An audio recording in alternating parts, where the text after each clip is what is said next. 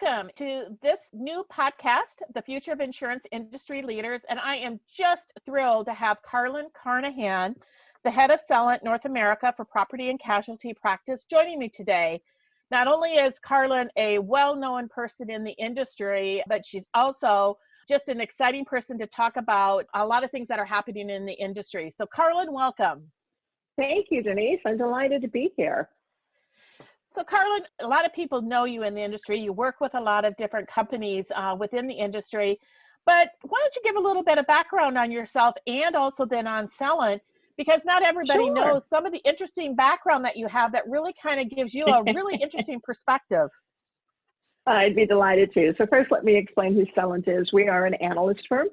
We focus on providing advice to insurance carriers and the service providers and solution providers that support the insurance industry. We provide that advice through research, through consulting, through conversations, and through a variety of ways. We are a global firm, and I think that is gives us a particularly unique view because there is so much happening in Asia that having that, feet on the ground in Singapore, in China, in Japan, talking to these carriers, seeing what's happening, I think gives a particularly unique perspective on what's going on in the world. A little bit of background on myself. I have been in the insurance industry, I was going to say my whole life, but it feels a little bit like that. I have worked for 3 insurance companies. I started my career in the insurance industry as a loss control engineer. I have an undergraduate degree in fire protection engineering. So I worked for 3 insurance companies. One was monoline workers' compensation. One was monoline medical malpractice. I started as an underwriting manager there for the healthcare facilities unit and ended up as the chief marketing officer. And in that role, I was also responsible for managing the overall product. So as the marketing officer, I managed our wholly owned insurance agency, our employed agents, and I converted the organization to an independent agency channel.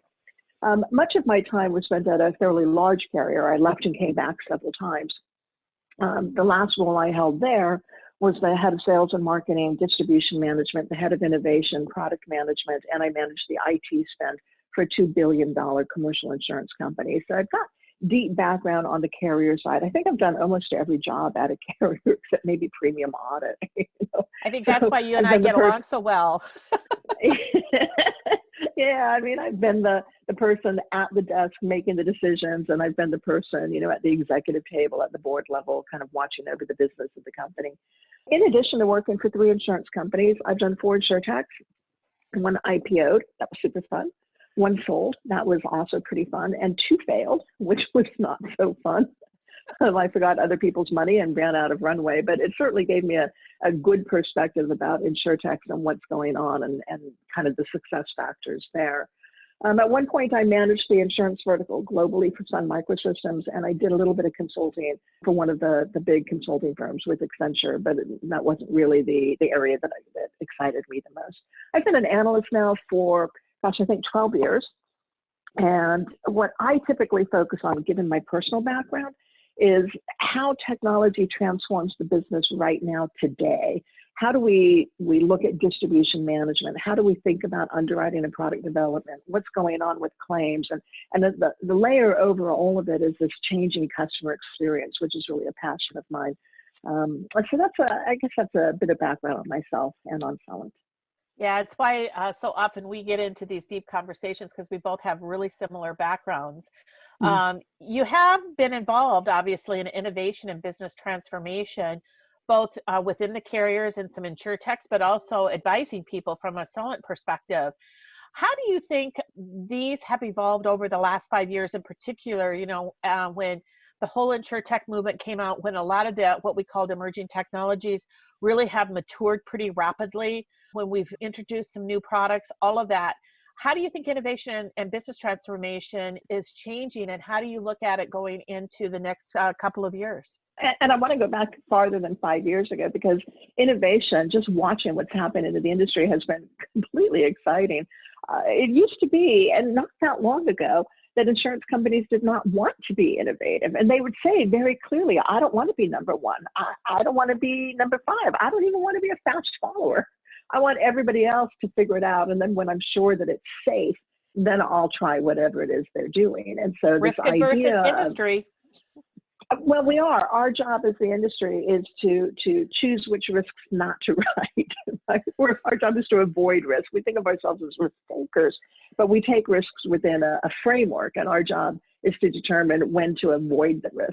And so that is, I think, how the industry had seen itself for many, many long years. How could you possibly invent a new product? Why would you want to do innovation? This is very scary stuff. And so it's been quite exciting to watch the industry completely embrace this idea of innovation. And I think initially there was a lot of trepidation about, well, how do we do this? How do you even think of a new idea? And a lot of very smart people spend a lot of time thinking through how to create processes and frameworks, and how do we manage innovation? How do we create metrics for this and processes and engage people in a way that works? Innovation is a combination of kind of two major chunks of things. AM Best has recognized this with their own AM Best innovation rating. There's this whole set of capabilities around how you manage innovation.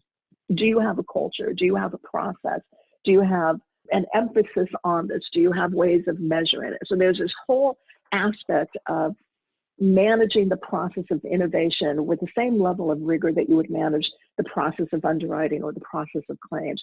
But on the second hand, there's the whole set of, are you getting any results for it? Right? You can have amazing processes, but if nothing ever happens, or if it happens and doesn't generate returns, then that's not really great innovation either. And so over the last 5 years, we started off watching people focus very heavily on process. Folks would follow shiny objects initially and realize simply following shiny objects doesn't give you sustainable change, doesn't give you sustainable results. And so we saw insurance companies creating innovation departments and bringing in people from other industries who had a little bit more experience in the process. We saw lots of work being done in terms of thinking through not just what are the cool things, but how do you assemble these cool things to solve real problems? What we've seen in the last few years is that now that companies have gotten pretty good at ideation, at prioritization, at thinking through, where they should be investing their money, that these standalone innovation departments have begun to dissipate back out into the organization as a whole. There certainly are, don't get me wrong, there certainly are a lot of innovation organizations that are still very focused on, lasering in on how organizations can transform. One thing that I think most folks recognize is that it's the people doing the actual work that are most likely to see where the gaps are and where the problems are. And so we've seen many insurance companies who are no longer relegating innovation to the innovation department, but have engaged the entire organization around this. And that, I think, creates a greater groundswell for solutions that truly will work within an insurance company. I would say one other thing that has been really exciting watching innovation is a much greater willingness and openness to using partners and using solutions outside of the organization rather than believing that you have to build it all yourselves.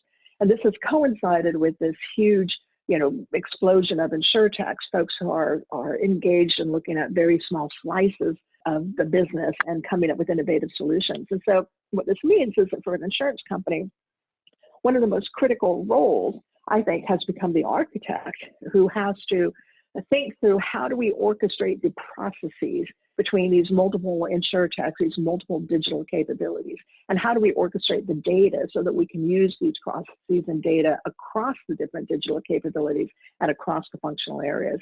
And so we've gone from innovation being scary to innovation being shiny objects to innovation being a process that needs to be concentrated to innovation being the way we do business. And I think that that's been really exciting to watch.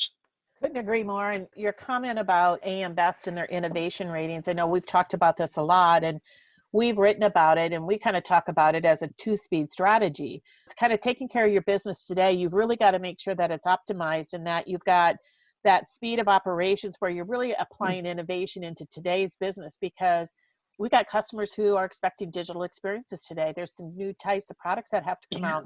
But at the end of the day, you've also got to think about the future, because the future is going to be pretty different with a next generation set of customers, with different types of risks that are out there. the different technologies that we got. And that's really where that speed of innovation comes into play. And really kind of, as A.M. Best said, strategic and disruptive innovation, where you've really got to rethink that whole fundamental business model and all the processes around it. I think it's not just the business model. I think insurance companies have to be very clear on what their fundamental strategy is. And I'm not sure everyone does. If you think about the strategic options, you know, what is it that you do better than anybody else? There's only a handful of options. You can be like the very best at product development and underwriting, in which case the kinds of things that you're going to be doing and investing your money on are going to be looking for new ways of creating products and using data to make better decisions. Yep. You could be, you know, your strategy could be, we're going to be low cost, right? And in which case you're going to be investing in all of the technologies needed to automate as much as possible and reduce the cost. Your strategy could be, we are going to be so great at customer experience that the customers love us, in which case you're going to be 100% focused on that customer perspective, right? Depending on your strategy, depending on how you're looking at differentiating yourself in the marketplace, you'll choose different paths. You might choose, say, we're going to be the best at distribution management, right? You can buy insurance from us in any manner you want, whether it's online or through an agent or through different products, you know, embedded in the product. All of these different things require you to hone in slightly differently on how you do the fundamentals, right? Yep. I mean, everybody pays a claim, but if your strategy is low cost, then you're going to try and automate that as much as possible. If your strategy is customer experience, you're going to focus on more of a concierge experience. If your strategy is product and underwriting, you're going to be gathering as much data as possible, right? So you're going to do the work that you do, but you're going to choose a different path towards it. And so that, I think, allows folks to think more creatively about where they want to invest their money in the world of innovation. So you talked about working for some startups, got that background and that experience. What advantages do you think the insurtech startups today have, and what they should be focused on as you look out and you look at, you know, all the different types of strategies that some of these insurers are looking to accelerate, and the technologies that these insurtechs are providing, as well as how they partner with traditional core vendors like ourselves? Yeah, I think that insurtechs have three major strategies. The first one is speed. I know when I worked for an insurtech, I remember laughing and comparing how we made decisions. When I worked at a big insurance company and we had a problem to solve, we would pull together a task force of 15 people for 6 months. And at the end of it, we would end up with multiple big binders that would then go to, a steering committee that would think about whether or not we should implement what we had just come up with. When I worked for a big consulting firm, we would put 30 people on it for a month and we would come out with 2 binders. Let me just say, they were really beautiful PowerPoints. And when I worked for an insurtech, we would run into each other at the water cooler and say, hey, this is a problem. Hey, yeah, let's go fix it. And then that afternoon, we would be on our way.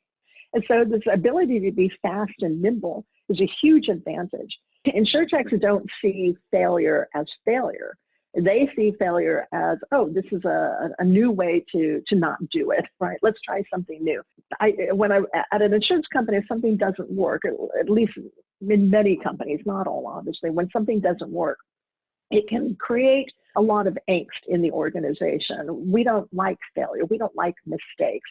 But in the world of the insurtechs, they don't see it that way. They just see it as a new learning experience and, hey, let's go try something else. There's no shame to it. So I think speed is one of the major differences. I'd say the next fundamental difference is focus. Insurance companies are extraordinarily complex organizations.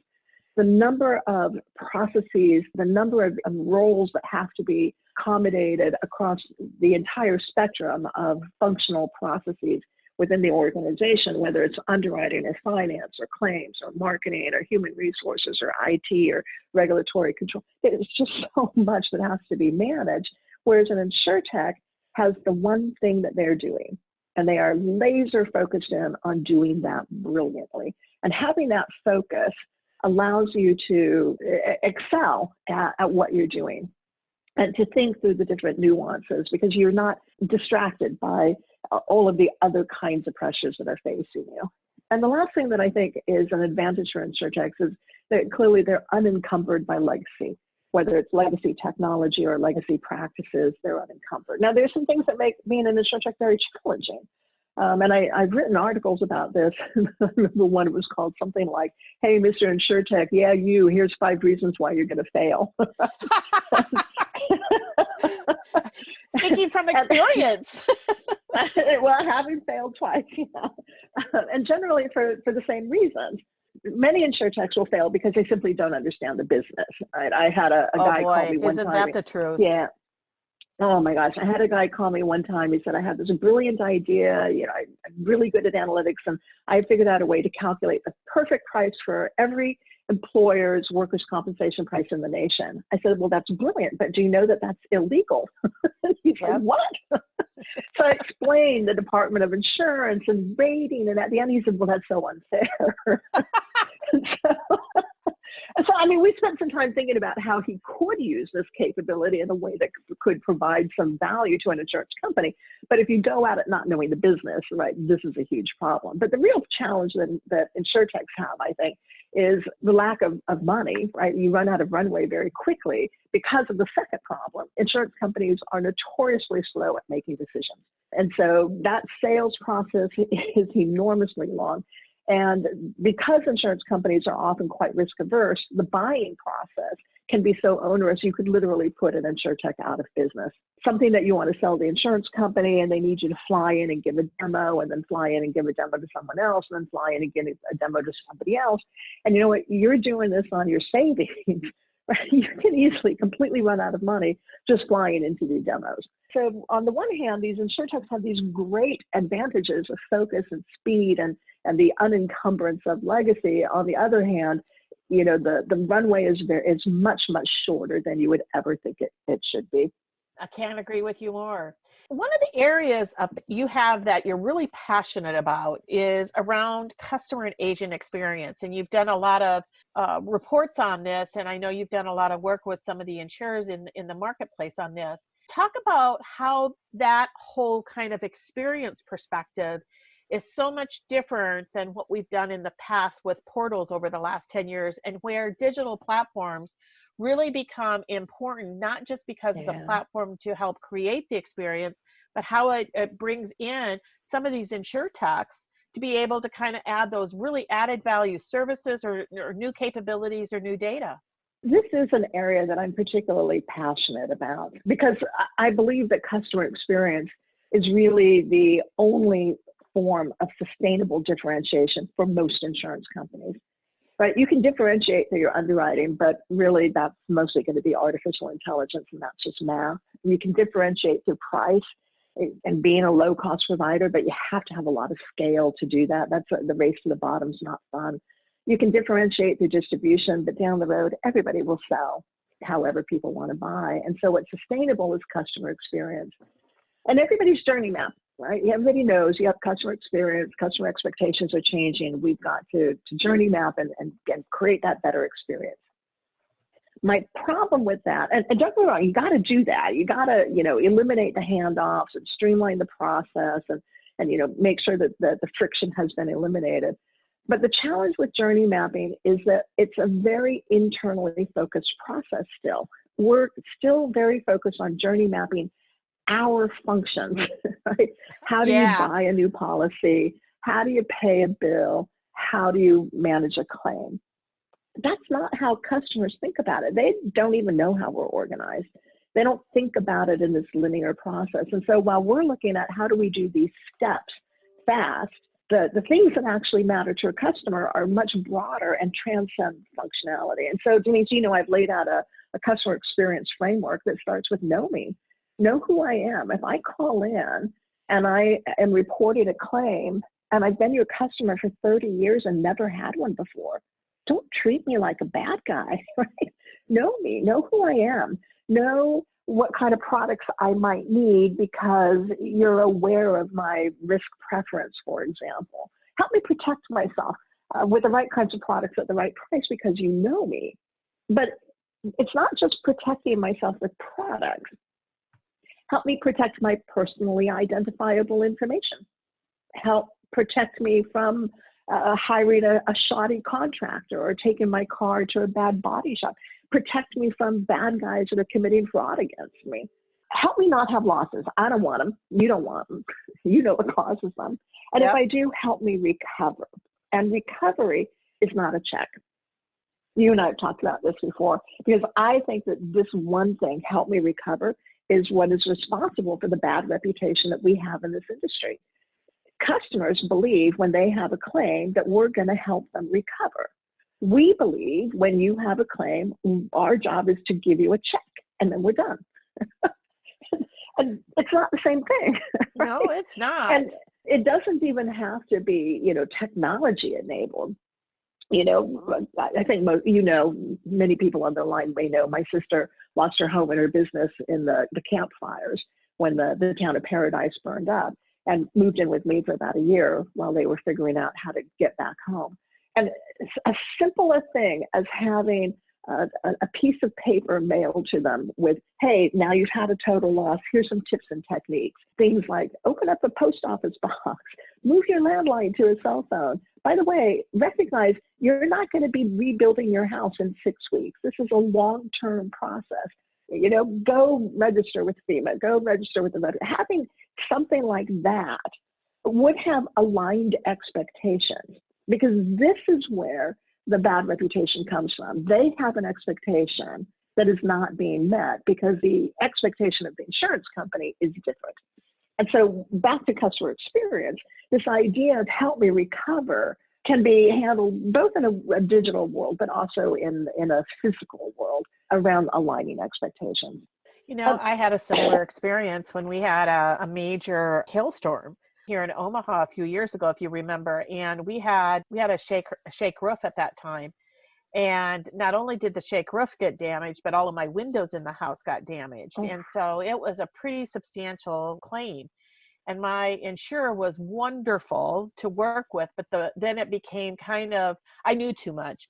It became an issue with a company that still held my mortgage, and they were horrible to work with because the value of the damage was so significant that you had to work through the bank or the mortgage company. For those that don't really understand, they would have looked at that experience and say the insurance company is not a good insurance company to work with from a claims perspective when it had nothing to do with them. And so those relationships and those partnerships and looking at it from an outside in, from the customer's perspective, is really, really important. I couldn't agree more, Karlyn, because it makes us open our eyes into how we might need to kind of connect with other types of entities in an ecosystem to really kind of create that broader experience for customers. Yeah, absolutely. Because if you wanted to create a great customer experience, you're not going to find that in the core systems. Core systems are intended to help the insurance company process their transactions efficiently and make good decisions. They're not intended to deliver a great customer experience. You want a great customer experience, and you may be bringing in a chatbot.